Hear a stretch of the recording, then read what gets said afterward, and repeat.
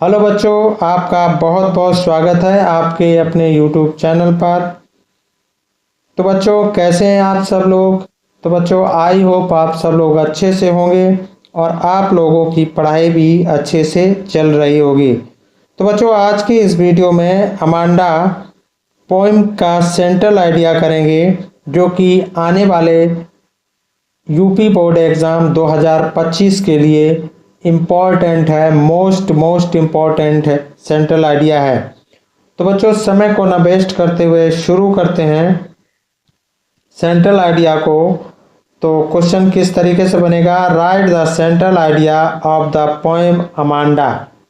Amanda poem का केंद्रीय भाव लिखिए, यानी सेंट्रल आइडिया लिखिए। तो इसको कैसे लिखना है, ये किसके द्वारा लिखा गया है, तो ये लिखा गया है रॉबिन क्लेन के द्वारा। तो this is in this poem written by Robin Klein is depicted the state of a little girl's mind who is constantly instructed about what to do and what not to do by her elders। Robin clean के द्वारा रची गई इस कविता में एक छोटी लड़की, जिसको लगातार उसके बड़ों के द्वारा आदेश दिया जाता है, यानी बड़ों के द्वारा आदेशित किया जाता है कि उसे क्या करना है और क्या नहीं करना है। तो उसके दिमाग की अवस्था का वर्णन किया गया है। The little girl Amanda keeps dreaming of A life of freedom in the poem. छोटी लड़की अमांडा खुले में स्वतंत्र जीवन जीने का सपना देखती है।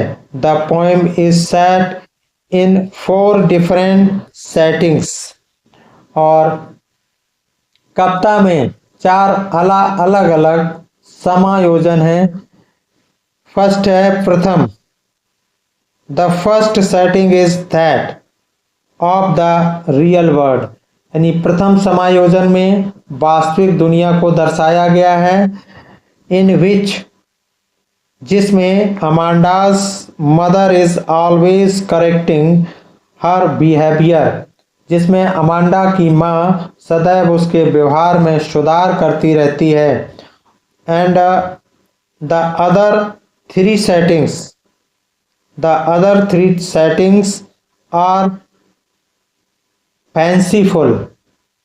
और दूसरी जो है, दूसरी अन्न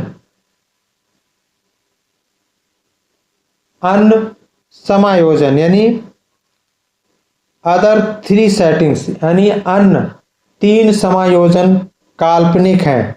कैसे हैं, फैंसीफुल, यानी अन्य 3 समायोजन काल्पनिक है।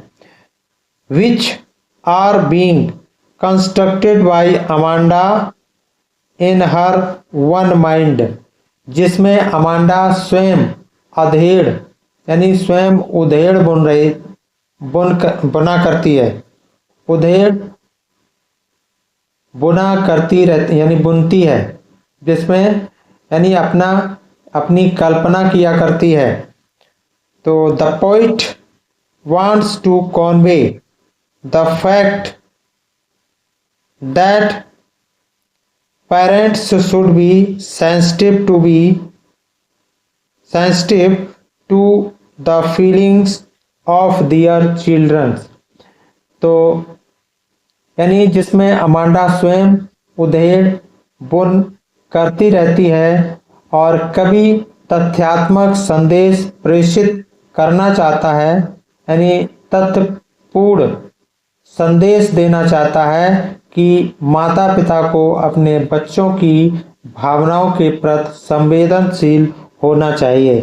तो बच्चों, आई होप आपको ये सेंट्रल आइडिया समझ में आया होगा।